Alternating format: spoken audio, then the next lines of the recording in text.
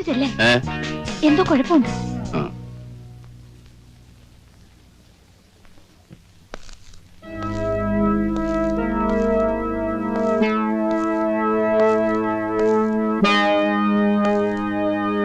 Sir, എന്തിനാ വിളിപ്പിച്ചേ?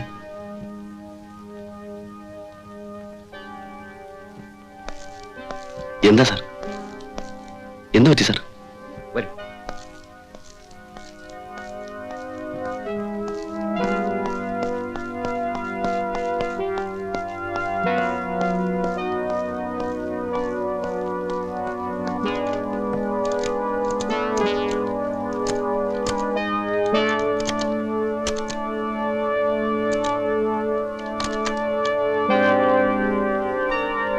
ഒന്നുകൂടി.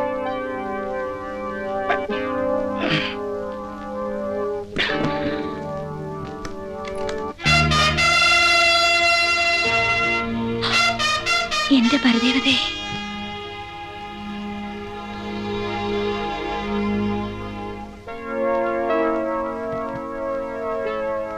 ഇത് 1 കോടി രൂപയുണ്ട്. നമ്മുടെ ബോംബെ ഏജന്റ് പോലീസ് കസ്റ്റഡിയിലായി. ആ റാസ്കൽ എല്ലാ വിവരങ്ങളും പോലീസിനോട് പറഞ്ഞു. ഏത് നിമിഷം ഇവിടെ റെയ്ഡ് ഉണ്ടാകും. അതിനുള്ള ഈ പെട്ടി ഇവിടെ നിന്ന് മാറ്റണം. നിന്റെ നാട്ടിൽ എവിടെയെങ്കിലും കൊണ്ടുപോയി ഒളിപ്പിക്കാൻ പറ്റും. പറ്റില്ലെങ്കിൽ പറയേ.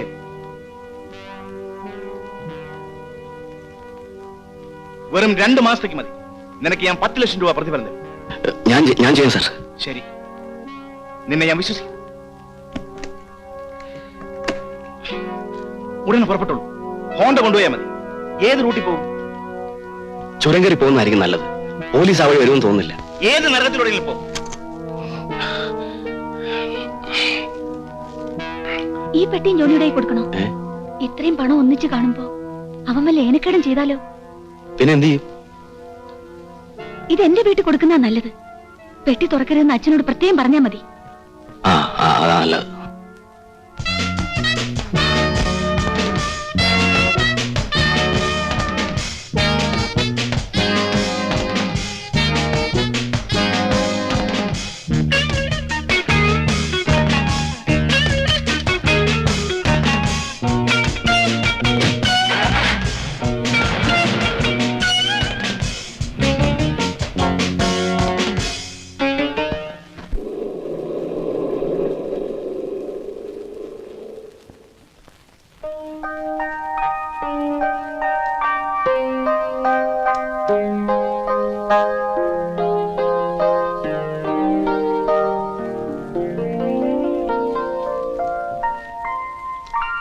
സാറേ, ഈ കാവിൽ ജോണിയുടെ ഓഫീസ് ഇത് തന്നെയാണോ? മാനേജിംഗ് ഡയറക്ടർ ജോണിയല്ലേ? നേരെ അകത്തോട്ട് എന്നാ. Yes, come in.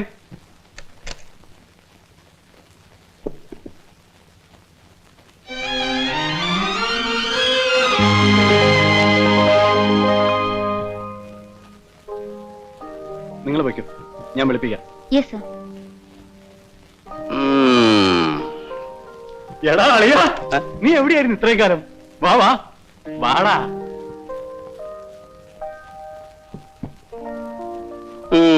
സ്വർണമാല, സ്വർണ ചെയിൻ, സിൽക്കിന്റെ ജുബ്ബ, നല്ല 1ാം ക്ലാസ് ടേബിള്, കൊട്ടാരം പോലത്തെ ഒരു ആപ്പീസ്. നീ ആരാടാ കോടീശ്വര? ഞാൻ പഴയ ജോണിയൊന്നുമല്ല, ജോണി മുതലാളി. ഏത് മുതലാളി ആയാലും ആ പെരുങ്കള്ളന്റെ ലക്ഷണം നിന്റെ മുഖത്ത് പോയിട്ടില്ല. നിന്റെ യോഗം. 3 ഫോണാ ഈ കാണുന്നൊന്നും എന്റെ മാത്രമല്ല, നിന്റെയും കൂടിയാണ്. അല്ല, നീ എന്താ ഒരു അറിയിപ്പില്ല? ഭൈമിക്ക് എങ്ങനെയുണ്ട്? എന്ത് കുഴപ്പം? അവക്ക് സുഖം. ഫോറിൻ സിഗരറ്റാ? അതൊക്കെ പോട്ടെ. നീ എന്താ ഇപ്പൊ ഇങ്ങോട്ട്? വല്ല കുഴപ്പവും പറ്റിയോ? ഒരു കുഴപ്പം പിടിച്ച സാധനമായിട്ടാണ് ഞാൻ വന്നിരിക്കുന്നത്. ഇവനെ ഒന്ന് ഒളിപ്പിക്കണം. 2 മാസത്തേക്ക് മതി. 10 ലക്ഷം രൂപ പ്രതിഫലം കിട്ടുന്ന കാര്യമാണ്. കുറച്ച് രൂപയാ. 1 കോടിയുണ്ട്. 1 കോടിയോ? സായിപ്പിന്റെ വകയാ. സംഗതി ബ്ലാക്ക് മണിയാ. ഇവനെ ഒന്ന് ഒതുക്കണമല്ലോ. എന്റെ പൊന്നു പരമു, 1 കോടിയല്ല 10. 1 കോടിയല്ല 10 കോടി കിട്ടിയാലും ഒതുക്കാൻ പറ്റിയ സ്ഥലം നമ്മുടെ കയ്യിലുണ്ട്.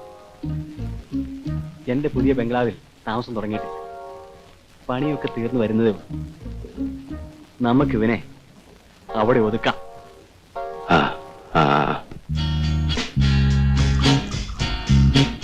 എടാ പരമുവേ,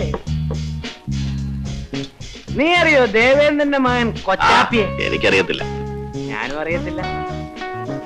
പക്ഷെ ആ നാറ് വിചാരിച്ചാ പോലും ആ രൂപ കണ്ടുപിടിക്കാൻ ഒക്കത്തില്ല. പിന്നെയല്ലേ ഇൻകം ടാക്സ്. എടാ ജോണി, ഞാൻ പോന്നു. സമയം അങ്ങ് പോയി. ഞാൻ ഇന്നലെ സായിപ്പ് മേടിക്കും. എവിടെപ്പാ? സംഗതി ഒന്നും ആയിട്ടില്ല. നിനക്ക് വേണ്ടി സ്പെഷ്യൽ ഒരു സാധനം തൊട്ടടുത്ത മുറിയിലുണ്ട്. എന്ത് സാധനം? കിളി, ചെറുകിളി, നല്ല 1ാം ക്ലാസ് പൈങ്കിളി. ഏതാടാ സാധനം? അതൊക്കെ ഉണ്ടടാ. എന്നാ അളിയൻ പോയി ഉപ്പ് നോക്കിട്ടോ, ഞാൻ 2 പെഗ് കൂടെ അടിക്കാം. അയ്യോ, ഞാൻ ഉപ്പൊക്കെ ഒത്തിരി നോക്കിയതാ. പാകത്തിന് ഉപ്പ്, പാകത്തിന് മുളക്, പാകത്തിന് മസാല, പിന്നെ ലേശം മധുരവും. ആനക്ക് അവനെ പുറത്തുനിന്ന് പൂട്ടിയിരിക്കുക. തൊട്ടടുത്ത മുറിയെ നീ തുറന്നും കേറിക്കൊണ്ടാ മതി. ശരി. പിന്നെ അളിയാ, ഒരു മയത്തിനൊക്കെ വേണം. പിന്നെ നിന്റെ കിളിയല്ലടാ. എന്റെ കിളിക്ക് കുഴപ്പമൊന്നും വരത്തല്ലേ?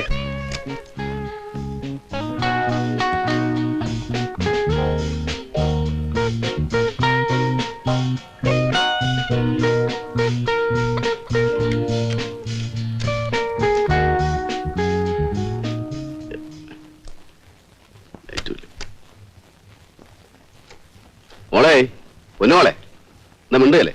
ഇങ്ങനെയൊന്നും അല്ലല്ലോ ജോണി പറഞ്ഞത്. എന്നാ ലൈറ്റ് ഒന്നിട്ടെ. അതും ചെയ്യല്ലേ? വേണ്ട, ഞാൻ തന്നെ ചെയ്യാം. എവിടെയാണ് നിന്റെ ഒരു സുന? എന്റെ ഭഗവാനെ.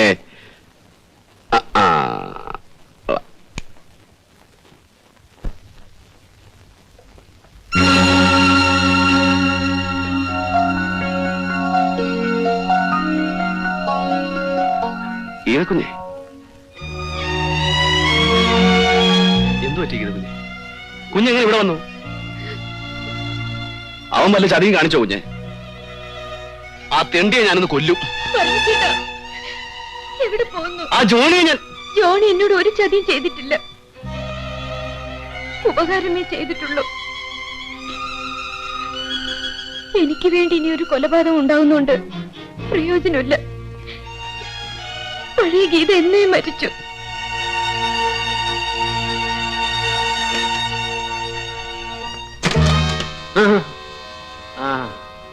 നീ ആയിരുന്നു ഇത്ര പെട്ടെന്ന് കഴിഞ്ഞോളാളിയാ? എന്ത് പറ്റിയടാ?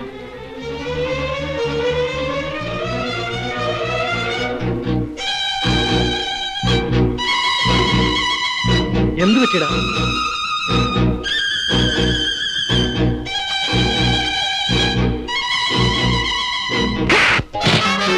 ശവത്തെ കുത്തുന്ന തെണ്ടി. അറിയാവുന്ന സകല ദൈവങ്ങളെയും വിളിച്ചോ. നിന്റെ കഥ ഇന്ന് ഞാൻ കഴിക്കും.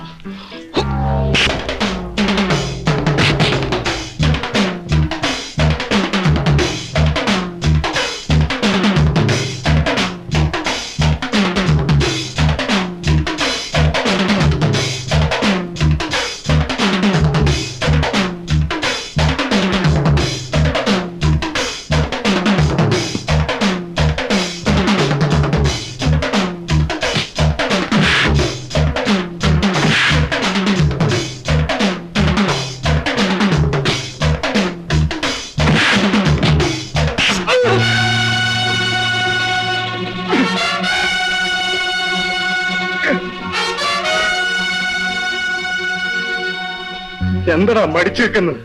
കൊല്ലടാ. കാമുകിയുടെ ചരിത്രം സംരക്ഷിക്കാൻ വന്നതല്ലേ നീ? അവളെ കുറിച്ച് അക്ഷരം വിടരുത്. നന്ദി കേട്ടോ നായേ. എനിക്കൊരു അവളോട് നന്ദി കാണിക്കേണ്ട ആവശ്യമില്ലടാ.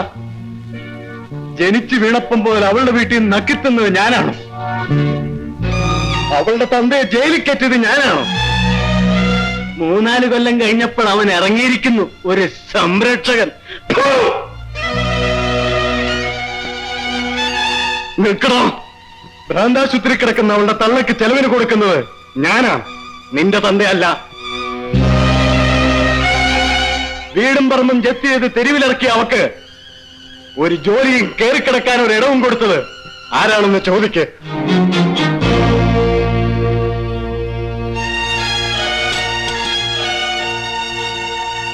ഞാനൊരു ബിസിനസ്സുകാരനാണടാ.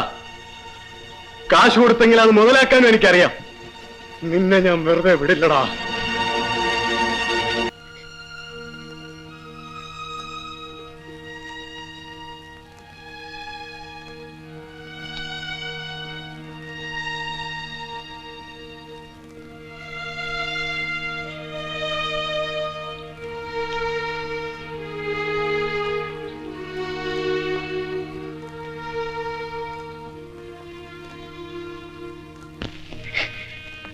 മാപ്പ് ചോദിക്കാനുള്ള യോഗ്യത പോലും എനിക്കില്ലെന്നറിയാം.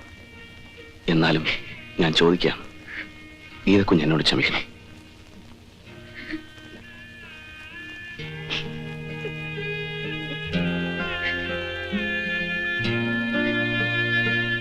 കുഞ്ഞിത് വെച്ചോളൂ. പഴയ പരമ തന്നാ കുഞ്ഞു വാങ്ങുമെന്ന് എനിക്കറിയാം. ഈ കയ്യിൽ നിന്ന് ഞാൻ ഒത്തിരി വാങ്ങിച്ചിട്ടുള്ളല്ലേ.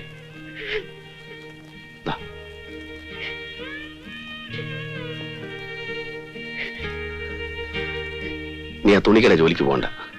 കുറച്ച് പണം അമ്മയ്ക്ക് അയച്ചു കൊടുക്കണം.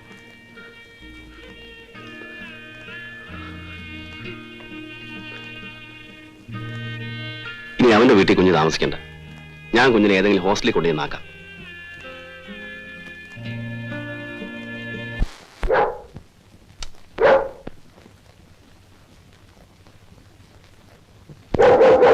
₹50,000 ഈ നിസ്സാര കാര്യം ചോദിക്കാനാണോ നീ ഇത്രയേറെ പരിങ്ങിയത്? ആട്ടെ, നിനക്കെന്തിനാ പണം? നാട്ടിലിത്തിരി സ്ഥലമുള്ളത് പണയത്തില. പലിശ കൂടി അതിൽ ഏലത്തി പോകാൻ 1 കോടിയും കൊണ്ടല്ലേ നീ പോയത്? അതിൽ നിന്ന് എടുക്കാമായിരുന്നില്ലേ? അത്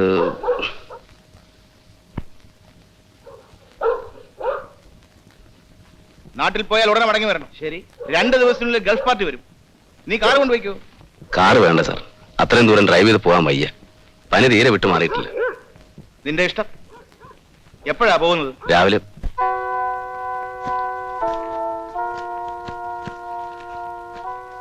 എന്തിനാ ഇപ്പൊ നാട്ടിൽ പോകുന്നത്? സ്ഥലം ലേലത്തിൽ പോയെന്നല്ലേ എന്നോട് പറഞ്ഞത്? കാലണ കയ്യിലില്ലാത്ത കാലത്ത് ലേലത്തിൽ പോകുന്നതും പോകാത്ത ഒരുപോലല്ലേ.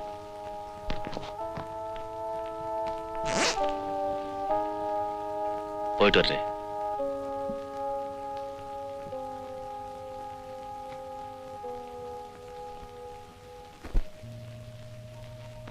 ഇത് ഒരുപാട് കാശുണ്ടല്ലോ. ഒരുപാടൊന്നുമില്ല, 50,000 രൂപയുള്ളൂ. ഇനി കുഞ്ഞിന്റെ വിവാഹം നടത്തി തരേണ്ടത് എന്റെ കടമയാണ്. എന്റെ അതെ, വിവാഹം എത്ര ആഘോഷമായിട്ട് നടത്തേണ്ടതായിരുന്നു കുഞ്ഞിന്റെ അച്ഛനുണ്ടായിരുന്നെങ്കിൽ. ശരിയാണ്. ജയിലിൽ കിടക്കുമ്പോഴും അച്ഛന്റെ വലിയൊരു ആഗ്രഹമായിരുന്നു എന്റെ വിവാഹത്തിൽ പങ്കുകൊള്ളണമെന്ന്. ജയിൽ സൂപ്രണ്ടിനോട് എന്നും കെഞ്ചുമായിരുന്നു പരോളിൽ വിടാൻ. മോഹന്റെ അച്ഛനൊരു മര്യാദ കാണിച്ചു. ജയിലിൽ ചെന്ന് അച്ഛന്റെ മുഖത്ത് നോക്കി പറഞ്ഞു വിവാഹം സാധ്യമല്ലെന്ന്. എനിക്കൊരു വിഷമവും തോന്നിയില്ല. പക്ഷെ അച്ഛൻ ഒരു കണക്കിന് അതാ ഭാഗ്യം. ഉറങ്ങിക്കിടക്കുമ്പോ ആരെയും ബുദ്ധിമുട്ടിക്കാതെ അച്ഛനാ ഭാഗ്യം അർഹിക്കുന്നുണ്ടാവില്ല. ഓ, അമ്മയോ? ഭ്രാന്താശുപത്രിക്കുള്ളിൽ ഇങ്ങനെയുള്ള വികാരങ്ങളൊന്നും കടന്നു ചെല്ലാറില്ലല്ലോ. അച്ഛൻ മരിച്ചതറിഞ്ഞിട്ടും അമ്മ ഒന്നും പറഞ്ഞില്ല. ജോലി കളഞ്ഞു. ഇനി അല്പം സോഷ്യൽ സർവീസ് ആകാമെന്ന് വെച്ചു അല്ലേ? കുഞ്ഞേ, 50,000 രൂപ പോയാലെന്ത്? ഒരു വേശ്യ രക്ഷപ്പെടുമല്ലോ.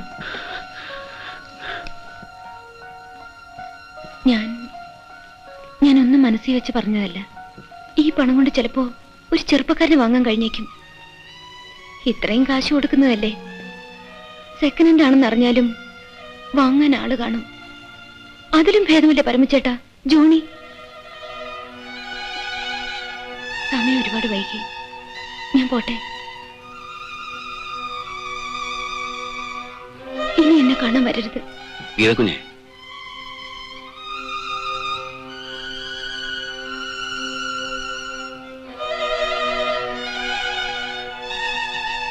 പുഴയുടെ അരികത്തൊരു കോവിലില്ലേ?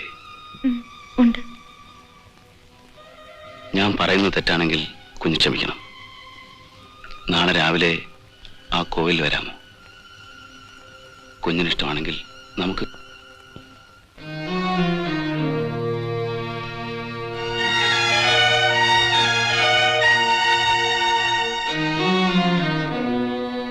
ഇഷ്ടമാണെങ്കിൽ